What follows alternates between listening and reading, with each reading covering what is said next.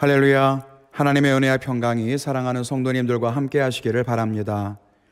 사순절이 지나고 부활절을 지난 지금 비록 우리는 여전히 코로나19의 영향으로 일상을 회복하지 못하고 있지만 하나님의 은혜로 오늘도 강건한 가운데 기쁨과 감사가 넘치는 삶을 사시길 바랍니다.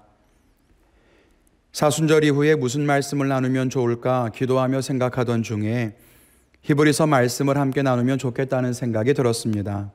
이 말씀은 초대교회가 박해를 받던 시절에 많은 사람을 위로하고 또 권면하여 신앙을 지키게 도와준 능력의 말씀입니다. 요즘처럼 환경의 어려움으로 인해 믿음이 흔들리기 쉬운 때에 함께 묵상하며 믿음과 진리의 반석에 굳건하게 서기를 바랍니다. 말씀드린 것처럼 히브리서는 초대교회 박해 시절에 기록한 책입니다. 학자들은 히브리서 안에 성전에서 제사하는 것을 강조하며 이야기하는 것을 보면 아마 AD 70년 이전에 기록했을 것이라고 봅니다.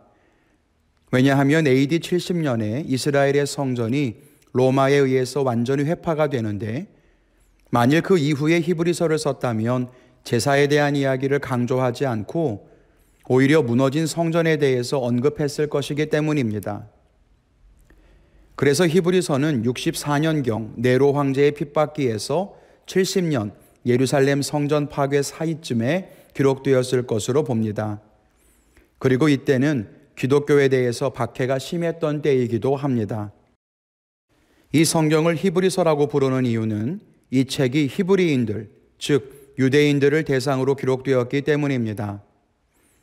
기독교의 박해가 심해진 까닭에 초대교회 성도들 중에는 믿음을 포기하고 이전으로 돌아가는 사람들이 많이 있었습니다. 이방인들은 다시 이전에 우상 숭배하던 때로, 유대인들은 다시 율법과 제사를 중시하는 유대교로 돌아가는 것입니다.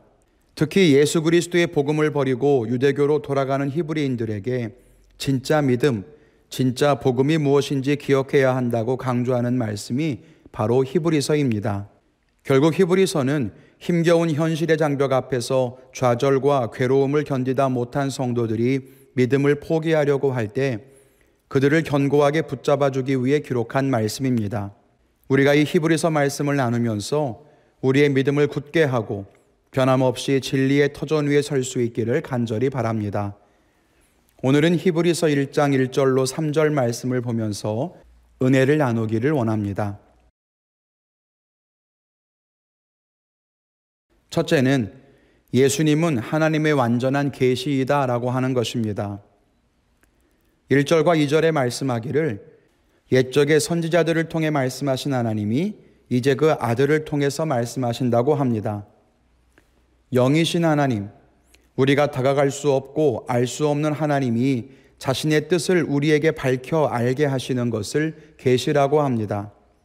하나님은 자연세계 속에 아름다운 질서를 두셔서 그 속에서 하나님을 알게 하셨습니다. 자연의 신비를 보며 이것은 우연이 된 것이 아니라 창조주가 있다는 거룩한 경외심을 들게 하거나 자연 속에 혹은 그 질서 안에서 평화를 느끼고 인간관계 안에서 사랑을 배울 수 있지요. 이렇게 모든 사람이 알 수 있도록 자연세계 안에 두신 하나님의 계시를 일반 계시라고 합니다. 이 외에 하나님이 특별한 상황에서 분명하게 말씀하시는 것을 특별 계시라고 합니다. 선지자에게 전해야 할 말씀을 주시는 것, 어떤 사람에게 환상을 보여주시는 것, 그런 것들이지요. 그런데 특별 계시 중에 가장 특별하고 존귀한 계시가 바로 하나님의 아들 예수 그리스도입니다. 하나님은 예전에는 선지자들을 통해 말씀하셨지만 이제는 그 아들을 통해서 말씀하십니다.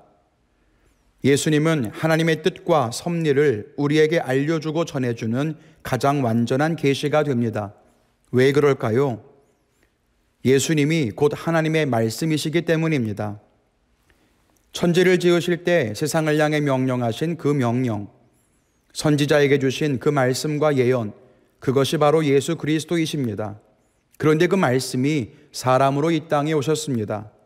그리고 그분은 율법을 가르치시고 말씀을 완전하게 계시해 주셨지요.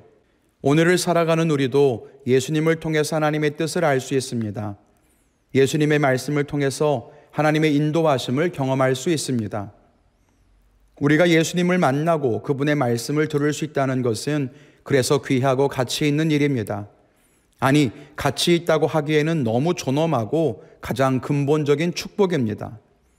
우리가 예수님을 가까이 하고 그분의 말씀을 귀하게 받음으로 하나님과 동행할 수 있기를 바랍니다. 늘 예수님을 가까이 하십시오. 특별히 어려움을 겪고 있는 지금 예수님을 통해서 하나님의 뜻을 알게 되고 축복의 길을 걸어갈 수 있을 것입니다. 둘째는 예수님은 우리를 붙들어 주신다는 것입니다. 2절과 3절 말씀을 보면 예수님은 모든 만물을 지으셨습니다. 여기에서 모든 세계란 단순한 피조 세계만을 말하는 것이 아니라 영원을 의미합니다. 즉 영원을 창조하시고 시간을 지으시고 그리고 세계를 창조하셨지요. 그 예수님은 하나님의 영광의 광채시며 본체의 형상이 되신다고 말합니다. 영광은 보이지 않는 하나님의 본질입니다. 그런데 그 영광이 빛처럼 빛나서 우리에게 환히 비추는 것이 광채입니다. 눈에 보이는 영광이지요. 그것이 곧 하나님의 본체의 형상입니다. 즉 광채와 형상은 눈에 보이도록 나타나는 것을 말합니다. 결국 예수님은 우리 눈에 보이게 나타나신 하나님이십니다. 그런데 그 하나님이 우리를 말씀으로 붙드신다고 합니다. 여기에 붙드신다는 말은 단순하게 손에 쥐다는 뜻이 아니라 이끌어가다, 인도하다 이런 뜻을 가집니다. 예수님은 우리를 이끌어 가십니다. 우리를 전투가 벌어지는 전선의 앞으로 나아가라고 등 떠미는 지휘관이 아니라 우리를 앞서 달려가시며 우리의 길을 만드시는 우리의 대장이 되십니다. 모든 것을 지으시고 모든 것을 다스리는 주님이 우리의 길을 인도하신다는 것은 우리에게 얼마나 든든하고 위안이 되는 약속인지 모릅니다. 초대교회에 환란이 있었으나 히브리서 기자는 성도들에게 말합니다. 예수님이 우리와 함께 하신다. 이 모든 사건과 사고를 아시고 주관하시는 분이 예수님인데 그분이 우리를 이끌어 가신다. 그러니 우리는 그분을 의지하며 끝까지 승리해야 한다. 마찬가지입니다. 지금 우리는 어려운 시절을 보내고 있습니다. 그러다 보니 하나님의 인도하심에 대해 의심하거나 믿음의 회의적인 태도가 생길 수도 있을 겁니다. 그러나 기억해야 합니다. 가장 완전한 계시이시며 세상을 통치하는 예수님이 우리를 붙들고 계시다는 것입니다.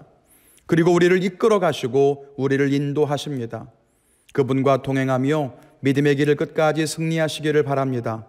비록 삶이 어렵고 끝나지 않을 것 같은 환난 속에 있을지라도 예수님이 우리를 이끌어 오늘보다 더 나은 곳으로 우리를 인도해 가실 것을 믿습니다. 오늘도 하나님의 은혜 안에 승리하는 복된 성도님들 되시기를 주님의 이름으로 축원을 드립니다.